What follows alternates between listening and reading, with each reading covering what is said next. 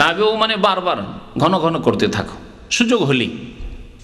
একবার জীবনে ফরজ, কিন্তু সুযোগ সুবিধা হলেই তোমরা তাবেও বাইনাল হজ্জ ওয়াল উমরাতে, হজ উমরা বারবার করতে থাকো। ফাইন্নাহুমা ইয়ানফিয়ানিল ফাকরা ওয়াজ যুনুব, কারণ হজ করলে তার ফজিলত হচ্ছে এই যে তাতে দুটো ফায়দা পাবে, দুটি উপকারিতা পাবে। এক হচ্ছে তানফিয়ানিল ফাকরা, দুনিয়ার উপকারিতা, তা হচ্ছে তোমার দারিদ্রতা মোচন হবে, তোমার অভাব দূর হবে, ফাকর দূর হবে। হাজিদের সত্যি যারা আল্লাহ সন্তুষ্টির জন্য হজ করে, তা আল্লাহ পাক রব্বুল আলামিন রুজিতে বরকত দিয়ে থাকেন। হজের টাকা যা খরচ করে থাকে তার চাইতে অনেক বেশি আল্লাহ পাক রব্বুল রুজির রাস্তা খুলে দেন। সুতরাং হজে খরচ করতে গিয়ে এই চিন্তা করবেন না যে 2000, 2500, 3000 রিয়াল খরচ করে দেবো, এই টাকাটা দেশে পাঠালে আজকাল অনেক টাকা, এই টাকা দিয়ে অনেক কিছু করতে পারতাম, এসব চিন্তা মোটেই নিয়ে আসবেন না আপনি। কারণ আল্লাহ পাক এর উত্তম প্রতিদান দুনিয়াতেই দিবেন। ইয়ানফিয়ানিল ফাকরা, আপনার অভাব দূর হবে হজ করে আসলে। আর কি দূর হবে? ওয়াজনুব, আর গোনা খাতা দূর হয়ে যাবে, গোনা খাতা মাফ হয়ে যাবে। কত গোনা করেছেন সব মাফ হয়ে যাবে। চিন্তা করুন যে আপনার আমলনামা কেমন হয়ে যাবে, ফ্রেশ আমলনামা। হজ করে আসলেন, আসার পরে দেখছেন আল্লাহ পাক রব্বুল আলামিনের ফেরেশতাদের কাছে যে আমলনামা কর্মলিপি আপনার আছে একবারে সাদা হয়ে রয়েছে, যাও গোনা ছিল সব মুছে গেছে, কিচ্ছু নেই। প্রথম এখন লেখা শুরু হচ্ছে, এখন এই আমলনামায় কি রাখতে চান আপনি। আবার যদি ওই গুনাহ করেন, নেকিও করেন, নামাজও পড়ছেন আর আপনি গুনাহ করছেন, তাহলে আবার শুরু হয়ে গেল ওইরকমই। সজাগ, আপনার এই আমলনামা যখন একবারে ক্লিন হয়ে গেছে, পরিষ্কার হয়ে গেছে, তখন আর তাতে গুনাহ দিয়ে আমলনামা খারাপ করিয়েন না। কামায়ান ফিল কিরো খাবাসাল হাদিদ, যেমন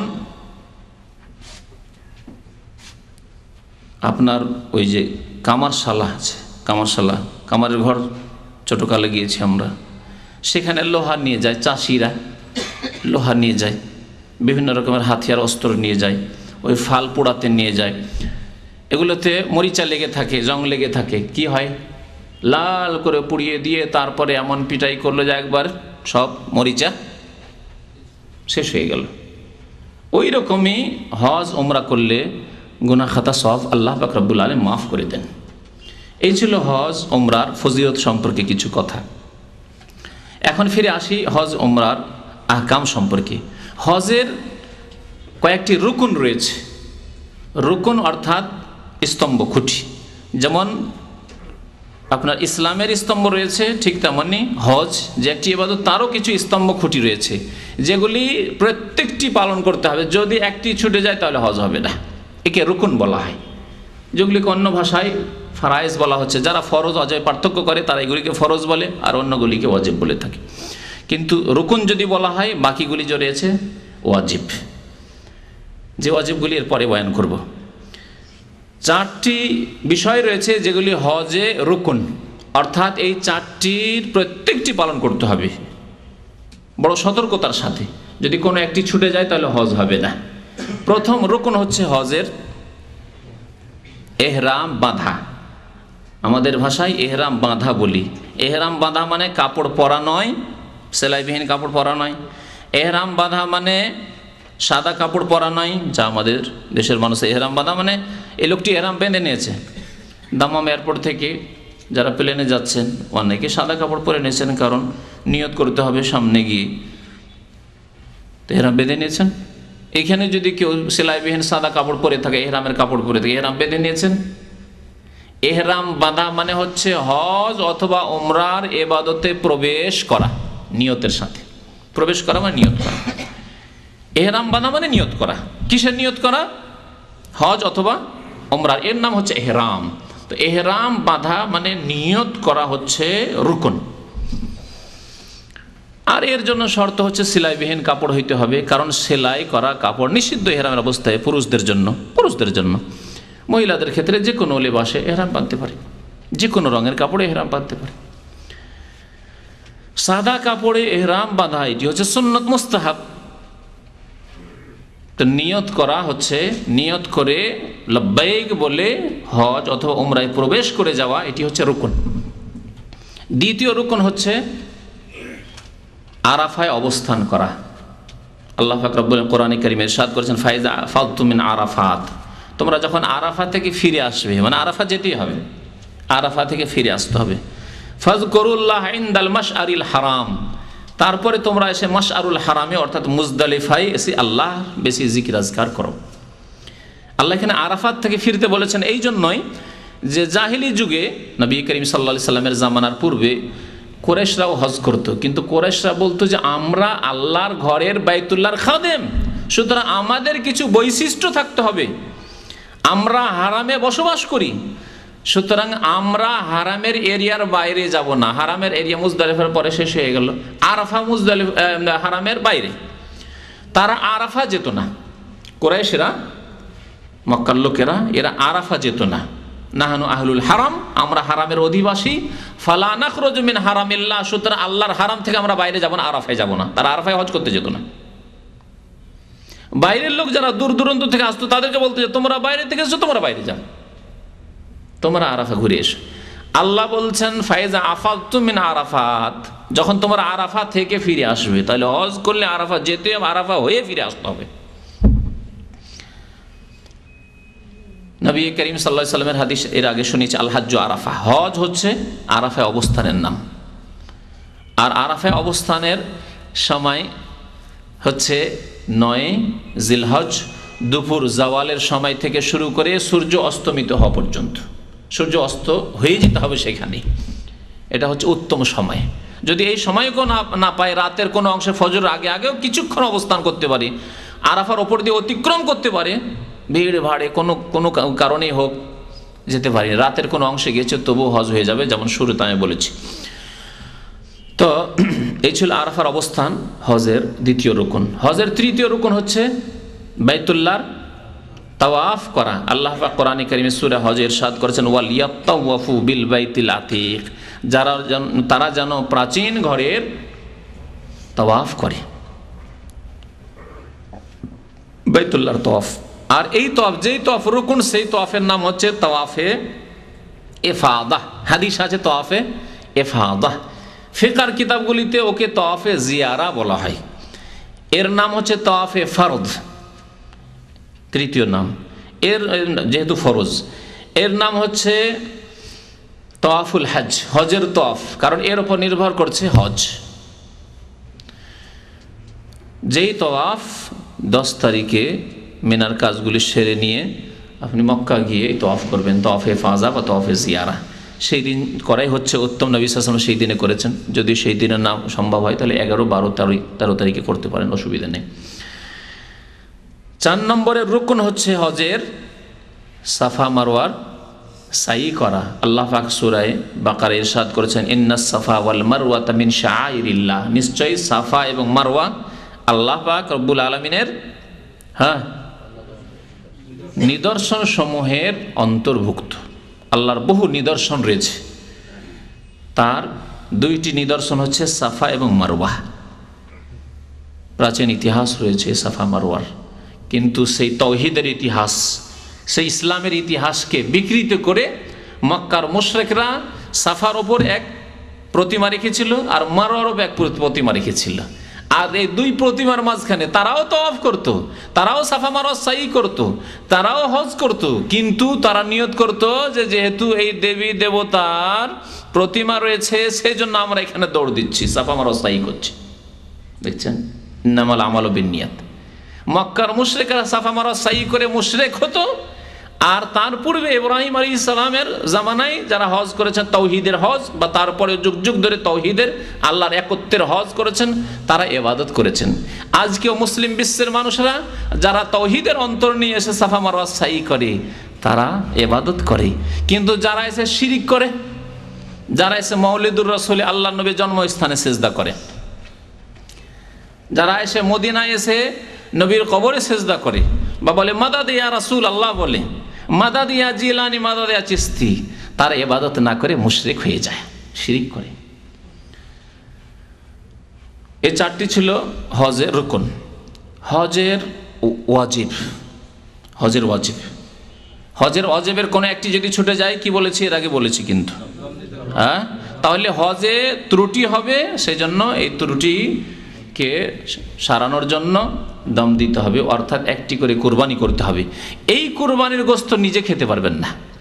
হজে তামাত্তু এবং কেরানে যে কুরবানি রয়েছে, মানে প্রত্যেক হজের একটি করে কুরবানি, সেই কুরবানির গোশত নিজেও খান, অথবা নিজ নিজ বাড়িতে যে কুরবানি দিবেন আপনি কুরবানির মৌসুমে নিজেও খান, আত্মীয় স্বজন বন্ধু বান্ধবকে খাওয়ান, গ্রামবাসীকেও খাওয়ান, সচ্ছল সুখী লোকদেরকেও খাওয়ান, আর গরিব দুঃখীদেরকেও খাওয়ান, নিজে খান। কিন্তু এ দম অর্থাৎ হজে ত্রুটি হওয়ার কারণে যে কোরবানি দিচ্ছেন, এই কোরবানি জবাই হইতে হবে মক্কায় এবং মক্কাতুল মোকাররমায়, যে মক্কার ফকির দরিদ্ররা রয়েছে তাদের মাঝে বিতরণ করে দিতে, তাদেরকে দিয়ে দিতে হবে, নিজে খেতে পারবেন না, নিজের পরিবার আত্মীয় স্বজনকে খাওয়াতে পারবেন না। হজের অজেব হচ্ছে টোটাল 8টি, তবে কোনো কোনো কিতাবে 6টি পাবেন, কারণ 2টি অজেব রয়েছে যেগুলি প্রত্যেক হাজির জন্য প্রযোজ্য নয়। এই ওয়াজিবগুলি বর্ণনা করি আপনাদের সামনে। প্রথম ওয়াজিব হচ্ছে মিকাত থেকে ইহরাম বাঁধা, বাইরের লোকদের জন্য। হজের ক্ষেত্রে মানুষ 2 প্রকারের, এক হচ্ছে ভিতরের লোক, অর্থাৎ মিকাতের ভিতরে যারা বসবাস করে, মক্কার আশেপাশে, জেদ্দা পর্যন্ত, এই তাইফের আগ পর্যন্ত, এদিকে মদিনার রাস্তায় মদিনার আগ পর্যন্ত ভিতরে যারা, চারিদিকে যে 5টি মিকাত রয়েছে, এই মিকাতের ভিতরে যারা বসবাস করে এরা দাখিলি ভিতরের লোক, এরা নিজ নিজ বাড়ি থেকেই ইহরাম বাঁধবে। এটাকে উল্টো আবার ফিরে যেতে হবে না। মদিনার রাস্তা দিয়ে গেলে জুলহলিফা, মদিনা থেকে 10 কিলোমিটার, মদিনার শহরের মধ্যে পড়ে গেছে জুলহলিফা মসজিদ হচ্ছে মিকাত। এখন তারপরে 100 কিলোমিটার দূরে ভিতরে যাদের বাড়ি আছে তারাকে বলা হবে না, বা 200 কিলোমিটার দূর থেকে যাই তোমরা মিকাতে ফিরে যাও, না, সরাসরি বাড়ি থেকে ইহরাম বাঁধবে এবং মক্কার উদ্দেশ্যে রওনা হবে। কিন্তু যারা বাইরে থেকে আসছে, আফাকি ওদেরকে বলে, আফাক অর্থাৎ পৃথিবীর বিভিন্ন দিগন্ত থেকে আসছে, বাইরের লোক যারা আসছে তাদের জন্য ওয়াজিব হচ্ছে, দ্বিতীয় ওয়াজিব কি বললাম না, এটি প্রথম ওয়াজিব না, প্রথম ওয়াজিব হচ্ছে মিকাত থেকে ইহরাম বাঁধা, অর্থাৎ মিকাতে গিয়ে নিয়ত করবেন লাব্বাইক হাজ্জান বা লাব্বাইক উমরা, যে হজ করছেন সেই হিসাবে আপনি বলবেন। এটি নিয়ত করা হচ্ছে অন্তরে নিয়ত করতে হয়। আর হজের ক্ষেত্রে অথবা উমরার ক্ষেত্রে নবী করিম সাল্লাল্লাহু আলাইহি সাল্লাম লাব্বাইক শব্দ দিয়ে ইবাদতকে নির্ধারণ করেছেন, নিয়ত করা নয় এটি। কারণ অনেকে বলে, এই সংশয় দূর করার জন্য বলছি আপনাদেরকে, বুঝেন ব্যাপারটি। যারা ওই নামাজের নিয়ত করে অভ্যাস, রোজার নিয়ত করে অভ্যাস, উজুর নিয়ত করে অভ্যাস, হ্যাঁ, নাওয়াইতু আন ওয়াসাল্লিয়া লিল্লাহি তাআলা, হ্যাঁ, জোহরের নিয়ত, আসরের নিয়ত, ফরজের নিয়ত, বেতরের নিয়ত, এই যে নিয়ত করা যাদের অভ্যাস আছে তারা বা তাদের মোল্লারা, সাধারণ মানুষ তো জানে না, কিন্তু তাদের বিদ্যার্থীরা বলে যে হজে তো নিয়ত আছে, হজে নবী সাল্লাল্লাহু আলাইহি ওয়াসাল্লাম নিয়ত করেছেন। কোথায়? আপনি বলছেন নাওয়াইতু, আমি নিয়ত করছি। নবী করিম সাল্লাল্লাহু আলাইহি ওয়াসাল্লাম কি বলেছেন? নাওয়াইতুল হাজ্জা বলেছেন। ভালো করে বুঝেন, নবী সাল্লাল্লাহু আলাইহি ওয়াসাল্লাম কি নাওয়াইতুল হাজ্জা বলেছেন? আল্লাহুম্মা ইন্নী নাওয়াইতুল উমরা বলেছেন। যদিও আজ বিদাতি কিতাবগুলিতে আল্লাহুম্মা ইন্নী নাওয়াইতুল উমরাতা, আল্লাহুম্মা ইন্নী নাওয়াইতুল হাজ্জা এসব কথা লেখা আছে, কিন্তু নবী করিম সাল্লাল্লাহু আলাইহি ওয়াসাল্লাম বলেননি, বলেননি, শেখাননি। নাওয়াইতু বলা অর্থাৎ আমি নিয়ত করছি, এ কথা বলা ইসলামে নেই, মানুষের কথায় আছে, বিদাতিদের কথায় আছে, বিদাতিদের কিতাবে আছে, তাদের তরিকায় আছে, ইসলামী তরিকায় রাসূলুল্লাহ সাল্লাল্লাহু আলাইহি ওয়াসাল্লাম হজে নেই। তার নবী সাল্লাল্লাহু আলাইহি ওয়াসাল্লাম হজে আছে কি? হজ উমরার ক্ষেত্রে হ্যাঁ, লাব্বাইক উমরা, আল্লাহ হাজির হয়েছি উমরার উদ্দেশ্যে, লাব্বাইক হাজ্জান, আল্লাহ হজের উদ্দেশ্যে লাব্বাইক বলছি, হাজির হয়েছে তোমার দরবারে। এটি যদি নিয়ত হতো উচ্চারণ করা, তাহলে আল্লাহর নবী বলতেন সাল্লাল্লাহু আলাইহি ওয়াসাল্লাম আল্লাহুম্মা ইন্নী নাওয়াইতুল উমরা, নাওয়াইতুল হাজ্জা, নাওয়াইতু হাজ্জান, কখনো বলেননি। সুতরাং এই দিয়ে সংশয়ে পড়বেন না। আর কেউ যদি আপনাকে ধোকা দিতে চায়, চোখে ধুলো ছিটিয়ে বলতে পারে দেখো এই তো নিয়ত আছে হজের ক্ষেত্রে, না, কখনো না, নিয়ত নেই ইসলামে। নিয়ত উচ্চারণ করা নেই, নিয়তের সম্পর্ক হচ্ছে অন্তরের সাথে। আর খুব সাধারণ ভাষায় আমরা বুঝছি যে নিয়ত মানে মনের ইচ্ছা করা। যদি হজে না যেতে পারি তো ঈদটা দেশে করার নিয়ত আছে, বলেন না আপনারা? অনেকে বলছেন যদি হজে যেতে পারলাম, যদি না যেতে পারি, বা হজের পরে, হজ থেকে ফিরে আসার পরে আমার দেশে যাওয়ার নিয়ত আছে। কি বলেছেন? নাওয়াইতু সাফারা ইলা বাংলাদেশ। হ্যাঁ, আবার তারপরে কোন এয়ারলাইন্সে যাচ্ছেন? যেমন নামাজে গদ বাঁধা একবারে নামাইতু সলাতুজ জোহর আর কিবলামুখী হয়ে, হ্যাঁ, বলছেন না? বলছেন কি না? ফরজ হলে ফরজ, সুন্নত হলে সুন্নত, বেতর হলে বেতর, এভাবে বলছেন। তাহলে ফ্লাইটটাও বলতে হয় যে খতুত বাংলাদেশিয়া বাংলাদেশ বিমানে যাচ্ছেন, না খতুত সৌদিয়া যাচ্ছেন, না খতুত কুয়েতি এয়ারলাইন্সে যাচ্ছেন, না গালফ এয়ারে যাচ্ছেন, হ্যাঁ তাইরানুল খালিজে যাচ্ছেন। তাহলে বলতে হয়। কত শিখবেন আপনি বিদাতি কথা, মরে যাবেন।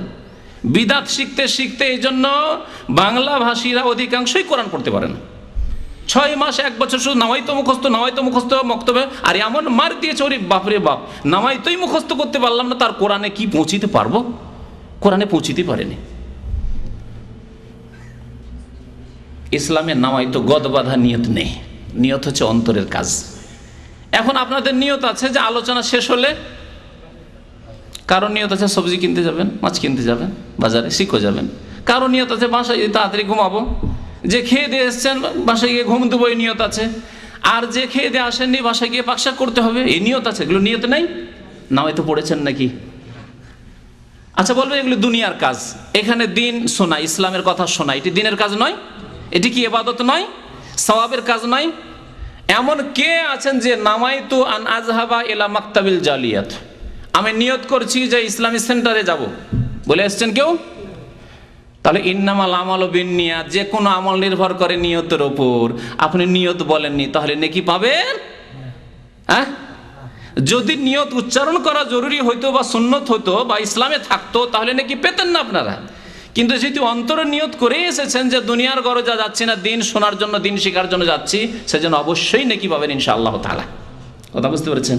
কিন্তু বিদাতি ফর্মুলা যদি ধরেন যে নামায় তো না পড়লে নেকি হয় না, নামাজ হয় না, রোজা হয় না, হজ হয় না, তেমনি ইসলামী সেন্টারে এসে আপনার দিন শুনে, ইসলামী কথা শুনে নেকি হয় না, যদি নামায় তো পড়া জরুরি হইতো। যারা বিদাতপন্থী তারা তো বলবেন ইসলামী সেন্টারে। আচ্ছা ঠিক আছে, তাদের ইজতেমার কথাই নেন।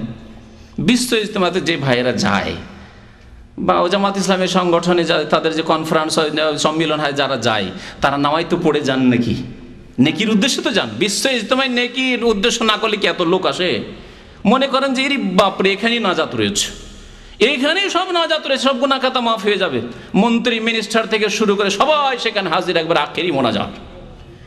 তাহলে সেখানে আখিরি মোনাজাতে নামাইতু আন আযহাবা ইলা বিশ্ব ইজতিমা যান নাকি?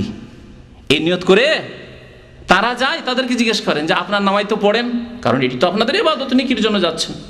কখনো তাহলে বোঝা গেল যে নেকি পাবেন না, কারণ আপনাদের ফর্মুলায় আপনার নামাইতো না পড়েই যাচ্ছেন, নিয়ত করেন না আপনারা। সেই ক্ষেত্রে আপনার মনের নিয়ত দিয়ে চলে। আর নামাজ, রোজা, হজ, যাকাতের ক্ষেত্রে এই বিদাত কোত্থেকে নিয়ে আসেন? নামাইতো পড়া বিদাত। তো মিকাত থেকে এহরাম বাঁধাবার নিয়ত করা।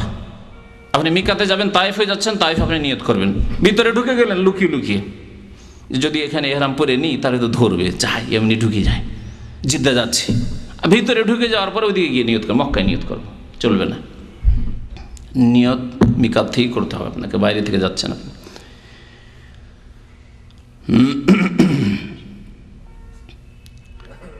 তারপরে দ্বিতীয় ওয়াজিব শোনেন, আরাফায় অবস্থান করা সূর্য অস্তমিত হওয়া পর্যন্ত। এমনি আরাফায় অবস্থান করা হচ্ছে রুকুন, আর সূর্য ডুবিয়ে দেওয়া পর্যন্ত থাকা হচ্ছে ওয়াজিব। কেউ যদি সূর্য ডুবার আগে বেরিয়ে যায়, সূর্য অস্ত হওয়ার আধা ঘন্টা আগে বেরিয়ে গেল, তাহলে তার ওয়াজিব ছুটে গেল। দিনেই শুধু থাকলো, রাতের কিছু অংশ নিল না। 3 নম্বর ওয়াজিব হচ্ছে আল মাবিদ বে মুজদালিফা, মুজদালিফায় 10 তারিখে রাত্রি যাপন করা হচ্ছে। 4 নম্বরের ওয়াজিব হচ্ছে, এখন 10 তারিখে আসুন, 10 তারিখে কি কাজ করেন? প্রথম কাজ করেন কি? পাথর মারা। তাহলে পাথর মারা 10 তারিখে শুধু বড়টিকে 7টি, আর 11 তারিখে 3, 7, 21 3টি জামা রাখে, শয়তান নয়। কারণ অনেক কোন জাহেল দিয়ে লিখিয়েছে উর্দু ভাষায় আর ফার্সি ভাষায় শয়তান লেখা আছে, বড়া শয়তান, দরমিয়ানা শয়তান, ছোটা শয়তান। আরবিতে লেখা আছে জামারা, জামারা মানে শয়তান হয় নাকি? আরবি তো শয়তান, তাহলে যদি শয়তানই হইতো তাহলে আরবি তো শয়তান লেখা থাকতো। কিন্তু যার আরবরা আর যারা কর্তৃপক্ষ তারা লিখিয়েছে বিদাতিকে দিয়ে, জানে না যে এই বিদাত লিখবে, বা হয়তো বুঝিয়ে দিয়েছে যে তোমরা জামরা বলো, আমরা এই জামরা কি শয়তান বলি। শয়তান দেখবেন উর্দুতে শয়তান, জানি না এখন আছে কিনা, কিন্তু কয়েক বছর আগে তো শয়তান, দরমিয়ানা শয়তান, বড়া শয়তান লিখেছে। তারপরে আপনার ইন্দোনেশি ভাষায় অথবা তুর্কি ভাষায় ওতেও লেখা আছে, ইংলিশ আপনার অ্যালফাবেটে, তাতেও কি লেখা আছে? শয়তান লেখা আছে। শয়তান কোথায়? ওখানে আছে। নবী সাল্লাল্লাহু আলাইহি ওয়াসাল্লাম জামারাত বলেছেন, রামিল জেমার, জামারাত অথবা জেমার বলা হয়েছে। এই স্থানগুলিতে নবী করিম সাল্লাল্লাহু আলাইহি ওয়াসাল্লাম পাথর মেরেছেন। সুতরাং আপনাকে পাথর মারতে হবে, নবী সাল্লাল্লাহু আলাইহি ওয়াসাল্লামের অনুসরণ ইত্তিবা করতে হবে। এই জামারাত বলবেন, শয়তান বলবেন না যে শয়তানকে পাথর মারতে গিয়েছিলাম। আর শয়তানকে পাথর মারার মন মেজাজ নিয়ে যান, সেজন্য বিদাত করেন। কেউ স্যান্ডেল জুতা মারেন, আরও কিছু মারেন, কেউ বড় বড় পাথর নিয়ে যান। দিয়ে ছোট পাথর কি, ছোট কঙ্করে কি হবে? ছোট কঙ্করে শয়তানের কি হবে? যেন বড় বড় ঢিলা, একেবারে বড় পাথর। বিদাত এগুলি। তাহলে এই যে কঙ্কর মারা, এটি হচ্ছে ওয়াজিব। হ্যাঁ, 10 তারিখে, 11, 12, 13 তারিখে হচ্ছে মুস্তাহাব, সুন্নত। মারলে ভালো কথা, আর না মারলে 12 তারিখে মেরে আপনি সূর্য ডোবার আগে বেরিয়ে পড়েন। আচ্ছা, 5 নম্বরের ওয়াজিব হচ্ছে মেনায় রাত্রি যাপন করা। কোন রাত্রি? 9 তারিখের রাত্রি কি না, 9 তারিখের রাত্রি হচ্ছে সুন্নত। 8 তারিখের দিন এবং 9 তারিখের রাত্রি হচ্ছে সুন্নত। তাহলে মেনায় কোন কোন রাত্রিগুলি যাপন করা ওয়াজিব? ভালো করে শুনে রাখুন, কারণ ইন্ডিয়া, বাংলাদেশ, পাকিস্তানের অধিকাংশ হাজিরা মযহাবপন্থী হাজিরা আসবে, আর তারা 10 তারিখে সারাদিনে কুরবানি টুরবানি করলো, আর সন্ধ্যায় মাগরিব পরে চলে গেল মক্কায়। তো সারা রাত মক্কায় থেকে চলে আসলো। তারা বলছে না ওয়াজিব না, সুন্নত। তারপরে 11 তারিখে সারাদিন এদিক সেদিক ঘুরলো, বা ওই থেকে গেল, মক্কাতে থেকে গেল, মক্কাতে থেকে যায়, 11 তারিখে রাতও থেকে যায়। আর 12 তারিখে থাকবে কেন? 12 তারিখে থাকবেই না, থাকেই না। থাকলে এক একদিন থাকলো, একটু রাতগুলি প্রায় মক্কাতে কাটায় এই জাহেল মূর্খরা। নবী সাল্লাল্লাহু আলাইহি ওয়াসাল্লামের সুন্নতের খেলাফ করে এবং ওয়াজিব ছাড়ে তারা। আর কত যে এরকম দাম ওয়াজিব হয়, আর কত যে হজের ত্রুটি হয়। মনে রাখবেন যে 11 তারিখের রাত আর 12 তারিখের রাত, এই 2 রাত মেনায় যাপন করা হচ্ছে ওয়াজিব। যদি আপনি 13 তারিখও পাথর মারতে চান, তাহলে 13 তারিখের রাত থাকে ওয়াজিব। 13 তারিখে থাকলেন না, রাত্রে থাকলেন, আর 13 তারিখের দিনে এসে পাথর মারবেন, এটা চলবে না।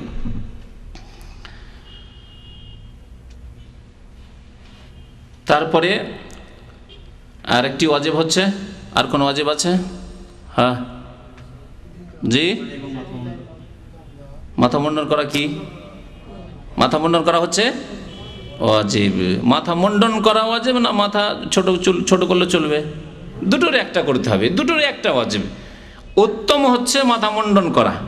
আর যদি মাথা মুন্ডন না করেন, তাহলে পুরো মাথা থেকে চুল ছোট করা। মেশিন দিয়ে করবেন তাহলে পুরো মাথা থেকে ছোট হবে। আর না হইলে দেশি যে কাটিং আজকাল, আলপেট কাটিং, এইদিকে ছোট হয়ে গেছে, আর এইদিকে উপরে টিক্কি ধরা আছে। হিন্দুরা ছোট টিক্কি রাখে আঙ্গুলের মতো এইখানে, আর আজকালকার ছেলেদের চুল কেমন, এইদিকে সব কাটা একবারে ছোট হয়ে আছে। জানেন না এই মাসলা, আসলে জানেন না, সেই জন্য এরকম ভুল করেন। অনেকের মাথায় এরকম চুল আছে, এইদিকে সব ছোট হয়ে আছে, আর এইদিকে ঠিক আছে শীতে করার মতো আছে না চুল। আজকালকার বারবার শপের লোকেরা জানে যে ইন্ডিয়া বাংলাদেশের লোকেরা এরকমই চুল কাটে। আপনার চুল এরকম করে কাটবে। একজন আরবি যেহেতু এটাকে নাজায়েজ মনে করে, সেজন্য আরবি চুল এরকম করে কোনোদিন কাটবে না। হ্যাঁ, আরবি আমেরিকান যেগুলি আছে, ওদের আবার আলাদা টিক্কি, ও আমেরিকান টিক্কি। কথা বুঝতে পেরেছেন? ইসলামী টিক্কি নেই না, হিন্দুদেরটাও ইসলামী টিক্কি নয়। আর আপনার এই যে আমেরিকান টিক্কি যেটা আজকালকার ফাঁসেক আরবিরা করছে, সেটাও ইসলামে নেই। আর এই আলপেটওয়ালা যেটা, এই নিচের দিক কাটলেন আর ওপরটা রেখে দেন স্মৃতি করার জন্য, এটা ওই শরীয়ত বিরোধী কাজ, এটা হাদিস বিরোধী। নবী করিম সাল্লাল্লাহু আলাইহি ওয়াসাল্লাম একটি হাদিস নাহা আনিল কাযা, নবী করিম সাল্লাল্লাহু আলাইহি ওয়াসাল্লাম কাজা করতে নিষেধ করেছেন। কাজা মানে হচ্ছে মাথার কিছু অংশ চুল কাটা আর কিছু অংশ না কাটা, এর নাম হচ্ছে কাজা। এদিক কাটলেন আর ওপরটা রেখে দিলেন চুল। আছে না অনেকের, আছে না নেই এরকম চুল? আমাদের দেশীয় কাটা কিন্তু এটা দেখতে পাচ্ছেন, অনেকের মাথায় এরকম হয়ে আছে। তো নিষেধ করেছেন, অনেকে মাসলা জানেন না, সুতরাং এইরকম চুল কাটবেন না। তাহলে চুল কাটলে পুরো মাথা থেকে কাটতে হবে। এটা যদি এমনি অবস্থায় হয়, তাহলে হজ উমরা থেকে ফারেক যখন হচ্ছেন, পুরো মাথা থেকে চুল কাটা হইতে হবে। এজন্য মেশিন লাগাই হচ্ছে সবচেয়ে উত্তম, তাহলে পুরো মাথা থেকে আপনি চুল নিতে পারবেন। আর যদি কেচি দিয়েই কাটতে চান, যে না আমি আরও সুন্দর করে চুল রাখতে চাই, বিশেষ করে হজের পরে যারা দেশে যায়, কারণ জানি আমি এরকম লোকদেরকে, দেশে যাব মাথা নেড়া নিয়ে কেমন করে যাব, তো চুল রাখবো, ঠিক আছে, ভালোভাবে গোটা মাথা থেকে চুল কাটেন আপনি। নবী করিম সাল্লাল্লাহু আলাইহি ওয়াসাল্লাম 3 বার দোয়া দিয়েছেন মাথা মুন্ডনকারীদেরকে। আর চতুর্থবারে দোয়া দিয়েছেন মাথার চুল ছোটকারীদেরকে। সুতরাং মাথা মুন্ডন করে হচ্ছে উত্তম। নবী সাল্লাল্লাহু আলাইহি ওয়াসাল্লাম যে হজ করেছেন তার বড় চুল ছিল, তার সত্ত্বেও তিনি কি করেছিলেন? মাথা মুন্ডন করেছেন। আল্লাহুম্মা আরহামিল মুহাল্লিকিন, আল্লাহুম্মা আরহামিল মুহাল্লিকিন। আল্লাহ কোরআনে কারিমে আল্লাহ মাথা মুন্ডনকারীদের কথা আগে উল্লেখ করেছেন, মুহাল্লিকিনা রুউসাকুম ওয়া মুকাসসিরিনা লা তাখাফুন। মুহাল্লিকিনের কথা উল্লেখ করেছেন আর মুকাসসিরিনের কথা, চুল খাটোকারীদের কথা উল্লেখ করেছেন, কিন্তু প্রথম উল্লেখ করেছেন মাথা মুন্ডনকারীদের কথা। 6টি কি হলো? ওয়াজিব হলো। এগুলি হচ্ছে সবার জন্য। মহিলাদের ক্ষেত্রে মাথা মুন্ডন নেই, মাথা মুন্ডন জায়েজ নয়। মাথার চুল ছোট করবে, কতটা? বেশি নয়, 1 আঙ্গুল নয়, আঙ্গুলের একটা পোর, যে একটা জোড় আছে, এই যে এই এতটুকু অল্প করে ধরবে আর ধরে একটু করে কাটবে। আর এটা নিজেই কাটবে অথবা নিজ স্বামী অথবা মাহরাম ব্যক্তি, অন্য কোনো পুরুষকে দিয়ে নয়। অন্য কোনো পুরুষকে দিয়ে চুল কাটানো জায়েজ নাই, নিজে কাটতে পারে। আরেকটি মশলা এখানে মনে রাখেন, নিজে হালাল হওয়ার জন্য নিজের চুল নিজেই কাটা যেতে পারে। সবাই ইহরামের অবস্থায়, হজের অবস্থায় আছেন, হালাল হওয়ার জন্য তাদের মধ্যে একজন যে কারো কাটতে পারে। কারণ এই সংশয়ে অনেকে ভুগি। ভালো আলেমদের কথা, এরকম আলেমরা অনেক সময় প্রশ্ন করে যে আমরা সবাই আছি ইহরামের অবস্থায়, কি করে চুল কাটবো? তাহলে ভাড়া করে একটা নিয়ে আসতে হয়, এমন লোককে নিয়ে আসতে হয় যে ব্যক্তি হজের নেই, ঠিক না? এরকম মাসলা কি আছে শরীয়তে? আপনি চিন্তা করুন, নবী করিম সাল্লাল্লাহু আলাইহি সাল্লামের সাথে সাহাবায়ে কেরামরা হজে এসে এমন কোন হতভাগা আছে যে যিনি হজ করেননি, বিনা হজে ছিলেন? তাহলে নবী সাল্লাল্লাহু আলাইহি সাল্লামের চুল কি করে কাটলেন? হজে থাকা ব্যক্তি নিশ্চয় নবী সাল্লাল্লাহু আলাইহি সাল্লামের চুল কেটেছেন বা অন্যান্য সাহাবায়ে কেরামদের চুল কেটেছেন একে অপরের। জি। আর এইরকম মসলা আসলে শরীয়তে নেই যে হজের অবস্থায় আপনি চুল কাটতে পারবেন না, হজের অবস্থায় নিজের নখ কাটতে পারবেন না, নিজের চুল কাটতে পারবেন না। আপনার বাচ্চা যদি থাকে, বাচ্চার সাথে নিয়ে গেছেন, সে হজেও নেই উমরাতেও নেই, তার নিয়ত করেননি, পারবেন না নাকি? এই সংশয় আশা করি আমাদের দূর হওয়া উচিত। আর 2টি ওয়াজিব আছে, যে 2টি ওয়াজিব প্রত্যেকের ক্ষেত্রে নয়। কি তা? 7 নম্বরের ওয়াজিব হচ্ছে কোরবানি করা। কোরবানি কার জন্য? কোরবানি যে তামাত্তু হজ করবে অথবা কিরান হজ করবে তার জন্য। যদি হজে ইফরাদ করে বা মুফরাদ করে, মানে শুধু হজের নিয়ত করে, তাহলে তার জন্য কোরবানি ওয়াজিব নেই। কিরান দুটো নিয়ত একসাথে করেছে, অথবা তামাত্তু উমরা করেছে হজের মৌসুমে, হজের মাসে, তারপরে হজের নিয়ত করলো। এই 2 ক্ষেত্রে আল্লাহ পাক ইরশাদ করেছেন কোরআনে কারীমে, ফামান তামাত্তা বিল উমরাতি ইলাল হজ্জ ফামাস্তাইসারা মিনাল হাদি। যেই ব্যক্তি হজে তামাত্তু করবে অথবা কিরান করবে, মানে হজের মৌসুমে ভোগ করবে হজের সাথে সাথে উমরা। এখানে তামাত্তু মানে শুধু হজের তামাত্তু নয়, উমরা ভোগ করা, যে আপনি এক সফরে 2 কাজ করে ফেললেন, হজও করলেন আর উমরাও করে ফেললেন, এক গুলিতে 2 শিকার করে ফেললেন। ফামাস্তাইসারা মিনাল হাদি, তাহলে যথাসাধ্য হাদি অর্থাৎ কোরবানি দিতে হবে। এই তাহলে বোঝা গেল যে যারা হজ করেছেন কিন্তু হজে ইফরাদ মুফরাদ করেছেন তাদের জন্য কোরবানি নাই। এক। দ্বিতীয় কথা হচ্ছে যে এই ক্ষেত্রে আরেকটি ছাড়েই রয়েছে, যারা অভাবী গরিব মানুষ, টাকা পয়সা কোনো রকম জুটিয়েছেন, মক্কা পৌঁছার হজের তো খরচ জুটিয়েছেন কিন্তু কুরবানির পয়সা নেই। তাহলে আল্লাহ বলছেন ফামাল্লাম ইয়াজিদ, কেউ যদি কুরবানি না করতে পারে তাহলে ফাসিয়ামু সালাসাতি আইয়ামিন ফিল হজ, হজে থাকতে ওখানে 3টি রোজা করে চলে আসবেন, সিয়াম পালন করে চলে আসবেন। ওয়া সাবআতিন ইযা রাজাতুম, আর 7টি রোজা বাড়ি এসে করবে। 3টি রোজা রাখবেন কোন দিনে? যদি 7 তারিখে পৌঁছেছে 7-8 তারিখ রেখে নেন, 9 তারিখ আরফার দিনে রোজা রাখিয়েন না, এটি ভালো। কারণ আরফার দিনে বড় ইবাদত রয়েছে, জিকির আজকার দোয়াতে মশগুল থাকবেন, হয়তো সেই সময় ক্লান্ত হয়ে গেলে ভিড় ভাড়ে অসুবিধা আছে। 10 তারিখে ঈদের দিনে রোজা রাখা হারাম, জায়েজই নয়, সুতরাং 10 তারিখে রাখবেন না। তাহলে যদি আর বাকি থাকে তাহলে 11-12-তে রেখে নেন। 7 তারিখে রাখতে পারলেন, 8 তারিখে একটি রাখেন, আর 11-12 2 দিনে রাখেন। হজের সময়ই রাখতে, ওখানে আপনাকে মক্কা দিয়ে রেখে আসতে হবে রোজায় 3টি। আর দেশে ফিরে অথবা এখানে ফিরে যেখানে থাকছেন সেখানে ফিরে 7টি রোজা রাখবেন। তিলকা আশারাতুন কামিলা, আল্লাহ বলছেন এই পুরো 10টি রোজা যে রেখে নেবে কোরবানির কাজ তার হয়ে যাবে অভাবীদের। যালিকা আল্লাম ইয়াকুন আহলু হাযিল মাসজিদুল হারাম। আল্লাহ পাক রব্বুল আলামিন আরও আরেকটি মাসলার কথা বলছেন। আরেকটি ওয়াজিব রয়েছে, তা হচ্ছে বিদায় তওয়াফ। এই বিদায় তওয়াফও কার জন্য? যারা মক্কার বাইরের লোক, কাবা থেকে বিদায় নিচ্ছেন, বাইতুল্লাহ থেকে বিদায় নিচ্ছেন, মক্কাতুল মুকাররমা থেকে বিদায় নিচ্ছেন, যাচ্ছি আল্লাহ, যাচ্ছি তোমার ঘর থেকে, আল্লাহ আবার তুমি তৌফিক দিও বারবার যাতে করে আসতে পারি। নবী করিম সাল্লাল্লাহু আলাইহি ওয়াসাল্লাম যখন হজ শেষ হলো, বিদায় হজ, তখন বললেন লা ইয়ানফিরান্না আহাদুকুম মিন হাযাল বাইত হাত্তা লা ইয়ানফিরান্না আহাদুকুম হাত্তা ইয়াকুনা আখির আহাদিহিম বিহাযাল বাইত। তোমাদের কেউ যাতে করে নিজ এলাকা, নিজ দেশের জন্য সফর না করে যতক্ষণ পর্যন্ত তার শেষ সাক্ষাৎ বাইতুল্লাহর সাথে না হবে। অর্থাৎ শেষে বাইতুল্লাহর তওয়াফ করেন, 7 চক্কর লাগাবেন, বিদায় তওয়াফুল বেদা, বিদায় তওয়াফের নিয়তে, তারপরে 2 রাকাত নামাজ পড়বেন। এটা একেবারে সফর শুরু হতে যাচ্ছে তার একটু আগে। এমন নয় যে আপনি সকালেই বিদায় তওয়াফ করে বসে আছেন আর সারাদিন কেনাকাটা বাজার করছেন, সন্ধ্যায় বের হবেন না, এত আগে না।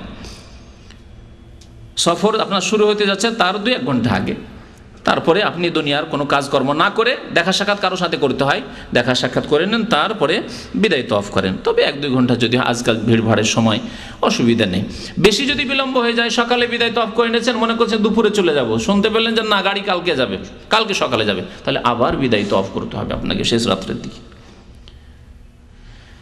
এই ছিল 8টি ওয়াজিব। তাহলে 8টি ওয়াজিবের কথা বললাম আর 4টি রুকনের কথা বললাম।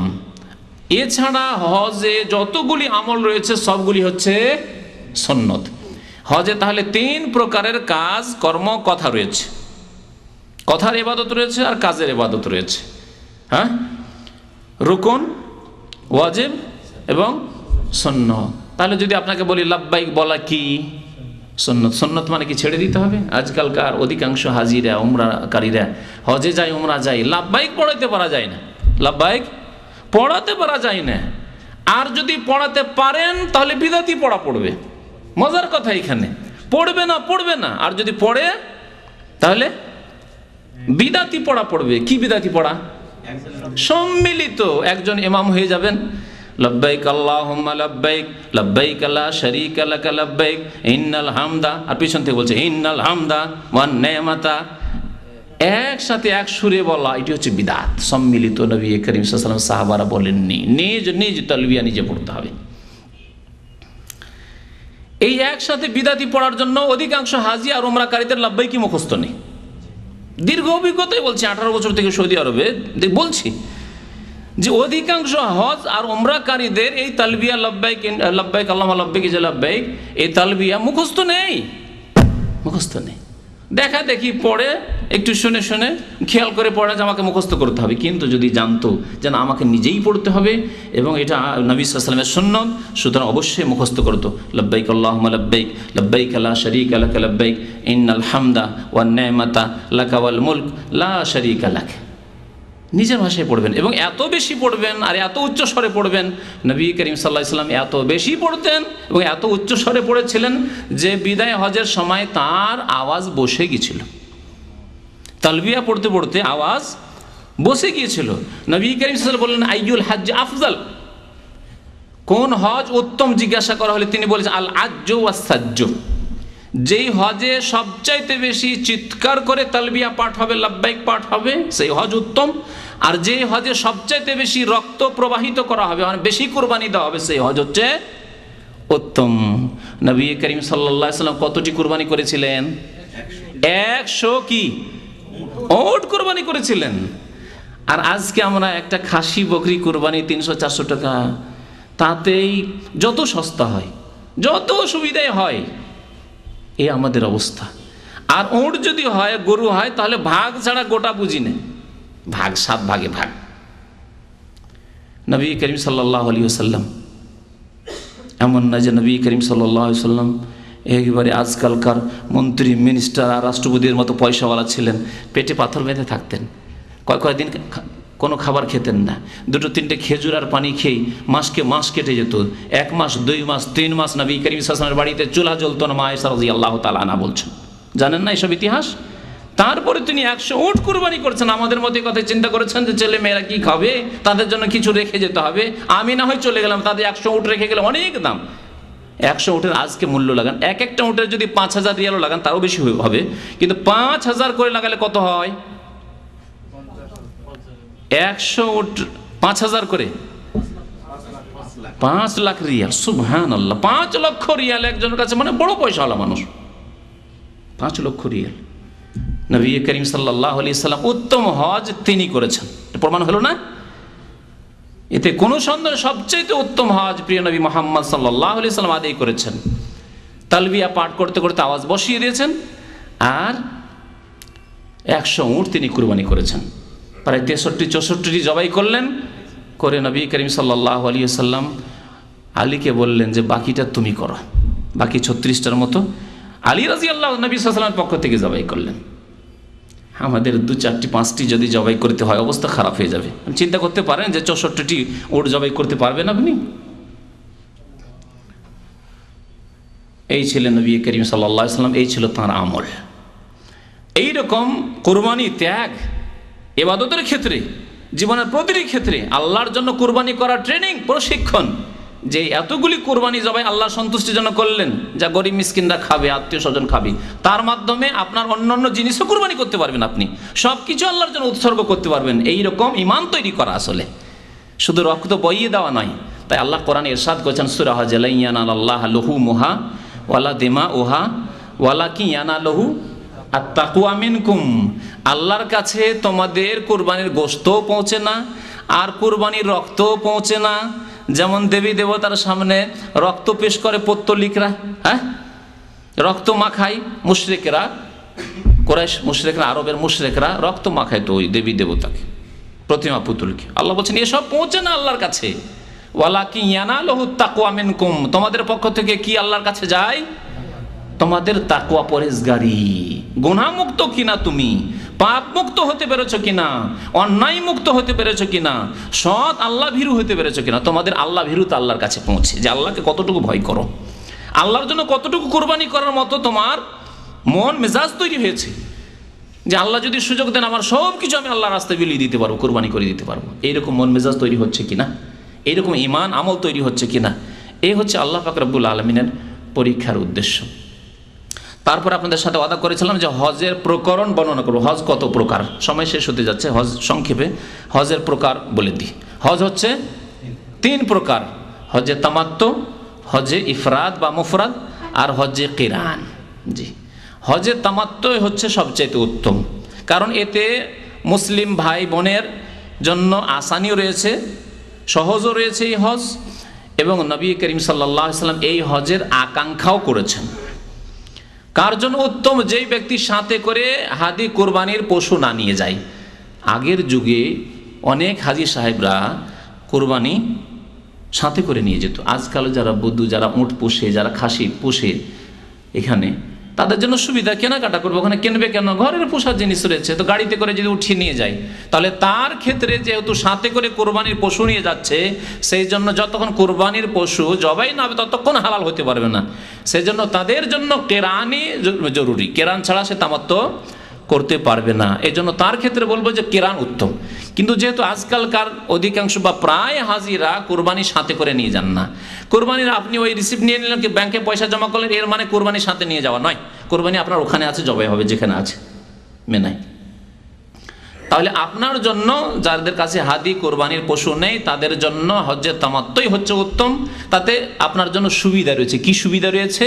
যে আপনি গেলেন, যাওয়ার পরে ওমরার কাজগুলি করে হালাল হয়ে যেতে পারলেন, সেলাই করা কাপড় পরতে পারছেন, আপনি গোসল করে নিলেন, আপনি যে নিষিদ্ধ কাজগুলি ছিল, হয়তো নখ বড় আছে বা কিছু ইত্যাদি ইত্যাদি, মোজ বড় হতে যাচ্ছে, সেগুলি আপনি করে নিতে পারবেন, আর ফ্রি হয়ে ঘুরতে ফিরতে পারছেন। আপনি ইহরামের অবস্থায় আপনি একবারে বাঁধা নন, তাহলে এটি সুবিধা আপনার জন্য। আর আল্লাহ যখন যেখানে ছাড় দিয়েছেন, যেটা ছাড় দিয়েছেন, আর সেটা যদি সুবিধায় হয়, আপনার সুবিধাজনক হয়, সেটি উত্তম। যেমন কসরের নামাজ পড়া উত্তম, ঠিক না? 4 রাকাতের তুলনায় 2 রাকাত নামাজ কেউ যদি পড়ে ফরজ নামাজ সফরে, সেটি উত্তম কিনা? কি জন্য উত্তম? যে আল্লাহ ছাড় দিয়েছেন আর আপনার সুবিধাও আছে তাতে। এইরকমই হজে তামাত্তু হচ্ছে উত্তম, এই জন্য যে আল্লাহ এতে সহজ করেছে, মধ্যখানে হালাল হয়ে আপনি থাকতে পারছেন। আবার 8 তারিখে হজের এহরাম বাঁধেন, তাহলে মিকাত থেকে আপনি কিসের নিয়ত করবেন? ওমরার নিয়ত করবেন। বলেন লাব্বাইক ওমরা বলে অন্তরে নিয়ত করবেন। ওমরা শেষ করবেন। ওমরা যে কাজগুলি রয়েছে, ওমরার কাজ হচ্ছে এহরাম বেঁধে গিয়ে তাওয়াফ করা, সাফা মারওয়া সাই করা, তারপরে চুল ছোট করা। কারণ হজ যেহেতু করবেন, সেই জন্য পুরো মাথা থেকে চুল ছোট করে মাথা মুন্ডন করিয়েন না। বড় ইবাদত হচ্ছে হজ, হজের জন্য চুল রাখেন, কয়েকদিন পরে তো মুন্ডন করতে হবে। তারপরে 8 তারিখে যখন মেনা যাবেন তখন, বা মেনায় আছেন আপনি, মেনাতে আপনাকে রাখা হয়েছে, সেখান থেকে আপনি জোহরের আগে আগে এহরাম বেঁধে নেবেন গোসল টোসল করে, আর বলেন লাব্বাইক হাজ্জান, এখন হজে প্রবেশ করলেন। তাহলে উমরা আলাদা হলো আর হজ আলাদা হলো। নবী করিম সাল্লাল্লাহু আলাইহি সাল্লাম যেহেতু সাথে কোরবানি নিয়ে গেছেন, সেজন্য এই তামাত্তু উত্তম হজ করতে পারেননি। তবে আকাঙ্ক্ষা করেছিলেন যে আগে যদি আমি জানতাম যে আল্লাহ হজে তামাত্তুর পারমিশন দেবেন, কারণ জাহিলি যুগে হজে তামাত্তুকে ঘৃণা করা হতো আর হজে তামাত্তুকে খারাপ নজরে দেখা হতো, যে এই আবার কি। আচ্ছা, হজে তামাত্তুতে মধ্যখানে যেহেতু হালাল হয়ে গেলেন, স্ত্রী হালাল হয়ে গেল আপনার জন্য, সাথে থাকলে, সুযোগ সুবিধা থাকলে, আপনার সেপারেট ঘর রয়েছে, আপনার হোটেল রয়েছে, পয়সা রয়েছে।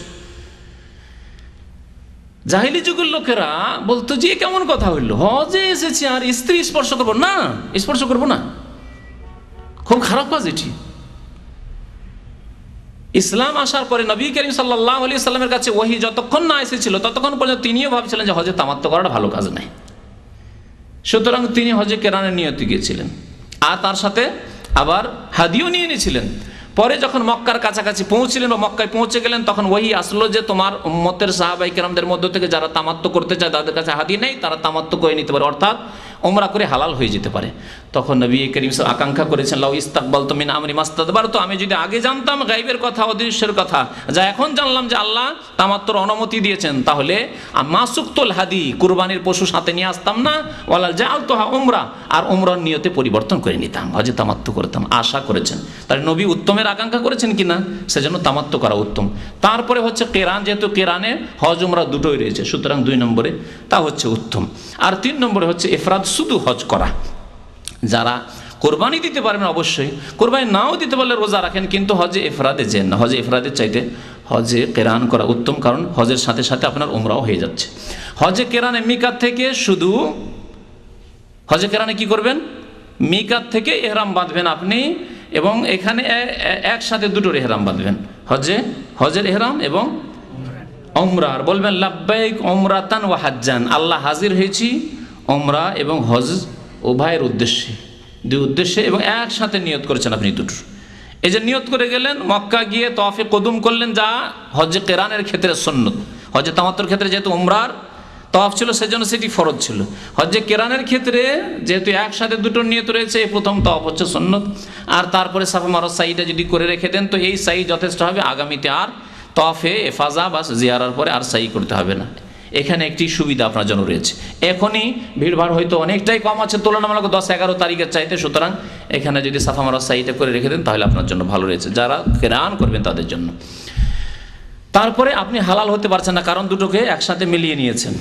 10 তারিখে আপনি হালাল হবেন চুল কেটে, যেসব কাজকর্ম রয়েছে। এ ছিল হজে কেরান। হজে ইফরাদ হচ্ছে সংক্ষেপে মিকাত থেকে এহরাম বাঁধবেন, বাইরে থেকে যাচ্ছেন আপনি, বলবেন শুধু লাব্বাইক হাজ্জান, আল্লাহ হাজির হয়েছি হজের উদ্দেশ্যে, শুধু হজের উদ্দেশ্যে আপনি হাজির হয়েছেন। এইভাবে হচ্ছে হজ 3 প্রকারের আল্লাহ সুবিধা করেছেন, যেটি যার জন্য সুবিধা হয়। বিশেষ করে সময় যদি কম থাকে, অনেক সময় গাড়ি পৌঁছিতে দেরি হয়ে গেল, 8 তারিখ হয়েই গেল, 8 তারিখ হয়ে গেল, 8 তারিখে হাজি সাহেবরা অবস্থান করছে মেনায়, চলে গেছে, সুন্নত শুরু হয়ে গেছে মেনায়।